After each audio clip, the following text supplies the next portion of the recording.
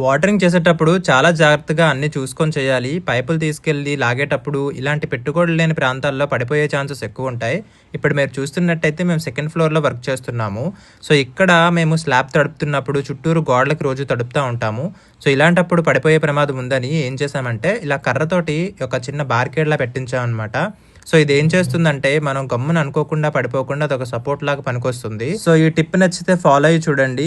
Mostly మనకి centering వాళ్ళు తెచ్చిన కర్రలతో సరిపోతాయి. వాళ్ళని ఒక 2 కర్రలు అడిగి మీరు ఇలా అరేంజ్ చేసుకుంటే మీకే అది సేఫ్టీ. ఇక మన స్లాబ్ అప్డేట్ విషయానికొస్తే ఆల్మోస్ట్ 20 డేస్ అయితే ఫినిష్ అయిందండి ఈ రోజుకి. ఇప్పటికీ కూడా వాటరింగ్ అయితే ఇంకా కంటిన్యూ చేస్తున్నాం. అండ్ స్టిల్ ఇంకో 10 మోర్ డేస్ అయితే పెడదాం అనుకుంటున్నాం. సో, పెట్టేవాళ్ళు ఎవ్రీడే మార్నింగ్ అండ్ ఈవినింగ్ పెట్టుకోండి. ఫుల్ గా ఇలా గట్లు కట్టి మడుల్లో వాటర్ పెట్టినట్టు పెట్టేస్తే మనకి స్లాబ్ అయితే స్ట్రెంత్ పెరుగుతూ ఉంటుంది. అంతేకాదు as I preach every time మీరు స్లాబ్ తో పాటు కింద ఉన్న గోడలకు కూడా వాటరింగ్ చేసుకోండి. 7 డేస్ 14 డేస్ మ్యాండేటరీ, ఆ రూల్ ఏమి కాదు. ఎన్ని డేస్ వీలైతే అన్ని డేస్ చేసుకుంటే మంచిది. మీకే స్ట్రెంత్ బాగుంటుంది, గోడలు గట్టిగా ఉంటాయి.